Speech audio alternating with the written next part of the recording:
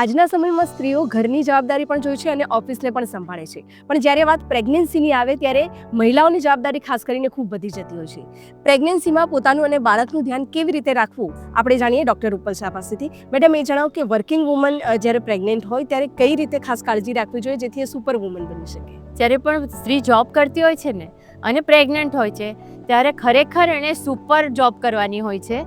તો આજે આપણે જાણીએ કે જોબ પણ કરવી છે, બાળકની કાળજી પણ રાખવી છે, પોતાનું શરીર પણ સાચવવાનું છે. તો એની ટિપ્સ કઈ કઈ હોઈ શકે?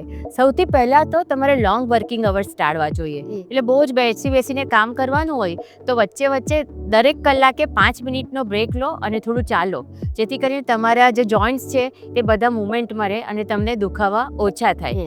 બીજી વસ્તુ, ખાસ કરીને 3rd ટ્રાઇમેસ્ટરમાં પગની નીચે એક નાનકડું ટેબલ રાખો, એટલે પગ બહુ લટકતા નહીં રાખો, જેથી તમને સોજાને એવું ના આવે. બીજી વસ્તુ કે જ્યારે તમારું સ્ક્રીન પર બહુ કામ કરવાનું છે, કોમ્પ્યુટર પર બહુ કામ કરવાનું હોય તો દરેક અડધો કલાક જેવું થાય 30-40 મિનિટ્સ એટલે તમારી નેકની મૂવમેન્ટ કરો.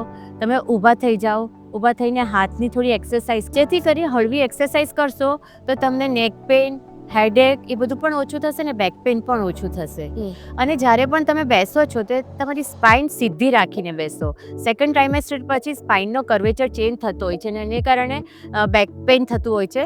તો ઓફિસમાં પણ એક પિલો રાખો જે તમે પાછળ બેક પર સપોર્ટ માટે મૂકી શકો અને જેથી કરીને તમારી સ્પાઇન ઇરેક્ટ રહેશે તો તમને બેક પેઇન ઓછું થશે.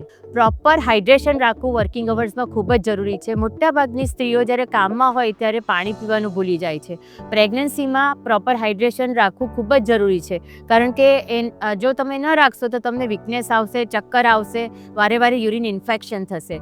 તો આ ટાળવા માટે દર 30-40 મિનિટે 1 ગ્લાસ જેટલું તમે વોટર લઈ શકો. વોટર બેગમાં હું મારા જે પેશન્ટો હોય છે ઓપીડીમાં એ લોકોને કહેતી હોઉં છું કે તમે વોટર બેગમાં લીંબુ શરબત બનાવીને જાઓ અથવા તો જ્યુસ લઈને જાઓ, જેથી કરીને વચ્ચેના ટાઈમે કલાક 2 કલાકે લીંબુ પાણી અથવા જ્યુસ પીશો તો તમારું ગ્લુકોઝ બી મેન્ટેન રહેશે અને તમને એનર્જી પણ રહેશે. ખોરાક ક્યારેય લંચ સ્કીપ ન કરો. વર્કિંગ વુમન હોય તો ઘણી વખત ઉતાવળમાં લંચ લઈ જવાનું ભૂલી જાય, પછી ત્યાંથી પાઉંવડા, બટાકા વડા જેવું જંક ફૂડ ખાય અને કલાકો સુધી ભૂખ્યા હોય એટલે કારણે એમને એસિડિટી પણ થાય અને શક્તિ પણ ન મળે. એટલે ઘરેથી જ વ્યવસ્થિત રીતે લંચ પેક કરીને જાઓ અને એમાં ખાસ કરીને એક લીલું શાક હોય અને કઠોળ હોય એનું ધ્યાન રાખો. પર્સમાં થોડા ડ્રાય ફ્રૂટ્સ અથવા તો શિંગદાણા, એકાદ ફ્રૂટ લઈને જાઓ. વચ્ચે વચ્ચે ભૂખ લાગે ત્યારે સ્મોલ ફ્રીક્વન્ટ મીલ લેવાની ખાસ જરૂર હોય છે પ્રેગ્નન્સીમાં, જેથી તમને કમજોરી પણ ના આવે અને એસિડિટી પણ ના થાય. તો આ બધી વસ્તુ ખોરાકમાં ધ્યાન રાખવું જરૂરી છે.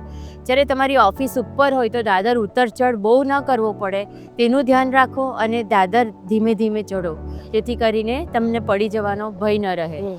વજનવાળી વસ્તુઓ ઉચકવાનું ટાળવું જોઈએ આ ટાઈમે ખાસ કરીને. જો તમે આ બધી કાળજી રાખશો, એક વસ્તુ ન ભૂલો કે તમે જ્યારે જોબ પર જાઓ છો ત્યારે તમારે કમ્ફર્ટેબલ લૂઝ કપડાં પહેરીને જવું જોઈએ અને હીલ્સવાળા ચપ્પલ ન પહેરવા જોઈએ. તો આ બધી જે નાની નાની વસ્તુઓ છે તે તમારી પ્રેગ્નન્સીને સેફ રાખવામાં, તમારા બાળકને કમ્ફર્ટેબલ રાખવામાં ખૂબ જ મહત્ત્વનો ભાગ ભજવતી હોય છે.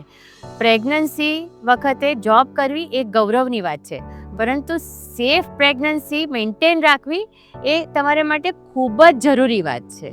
મેડમ, એક સવાલ જે મને ઊભો થઈ રહ્યો છે અત્યારે કે વર્કિંગ વુમન છેલ્લા મહિના સુધી કામ કરવું એવું વિચારતી હોય છે.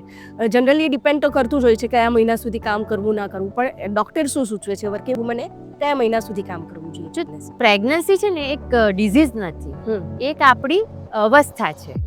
સો એ અવસ્થામાં કોઈ બીજી તકલીફ ન થતી હોય અને તમારી પ્રેગ્નન્સી કોમ્પ્લિકેટેડ ન હોય, જેમ કે તમને એલ્ડરલી પેશન્ટ નથી, તમને વારંવાર મિસકેરેજ કે પ્રીમેચ્યોર ડિલિવરી નથી થઈ, પાછલી પ્રેગ્નન્સીમાં તમને કોઈ બ્લડ પ્રેશર કે એવું કશું નથી આવ્યું, તમને ટ્વિન પ્રેગ્નન્સી નથી અને તમારી બહુ જ પ્રેશિયસ પ્રેગ્નન્સી એટલે IVF થી થયેલી પ્રેગ્નન્સી બહુ વર્ષો પછી બહુ મોડી ઉંમરે થતી પ્રેગ્નન્સી નથી, તો તમે ઈચ્છો અને તમે ફિટ હો, તમારાથી કામ થઈ શકે હોય ત્યાં સુધી તમે કામ કરી શકો. અમારી પાસે એવા બી કિસ્સા આવે છે કે સવારે ઓફિસે ગયા હોય અને પછી સાંજે ડિલિવરી માટે એનો પેન ઊભો થાય અને ડિલિવરી કરાવે અને 3.5 કિલોનું નોર્મલ હેલ્ધી બચ્ચું પણ આવે. એટલે ટૂંકમાં અનકોમ્પ્લિકેટેડ પ્રેગ્નન્સી હોય તો તમે એન્ડ સુધી પણ કામ કરી શકો. એ તમારા ડૉક્ટર જ સજેસ્ટ કરશે તમને. પરંતુ મેં તેમને કીધા એ પ્રમાણેના કોમ્પ્લિકેશન હોય તો પછી ડૉક્ટરની સલાહ મુજબ ક્યારથી આરામ માટે તમારે રજા લેવાની છે તે નક્કી કરવું જોઈએ. ઘણી વર્કિંગ વુમન એવી પણ મેં જોઈ છે કે જે સવારે જોબ પર ગઈ હોય, સાંજે એને લેબર પેઇન ચાલુ થાય, રાત્રે નોર્મલ ડિલિવરી 3.5 કિલોના બાળક જોડેની થાય. કહેવાનો મતલબ એ છે કે તમારે 9 મહિના સુધી પણ જો તમારી અનકોમ્પ્લિકેટેડ પ્રેગ્નન્સી હોય તો તમે જોબ પર જઈ શકો.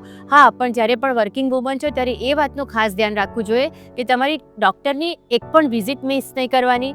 ડૉક્ટર જે બ્લડ ટેસ્ટ કરાવવાનું કહે છે વારંવાર તે કરાવવાના, અને જે પ્રમાણે સોનોગ્રાફીની શિડ્યુલ હોય એ પ્રમાણે તમારે એના પર સ્ટીક રહેવાનું. તો તમારી પ્રેગ્નન્સી અને તમારી ડિલિવરી એકદમ સરસ રીતે થશે, જે રીતે હાઉસવાઈફની થાય છે.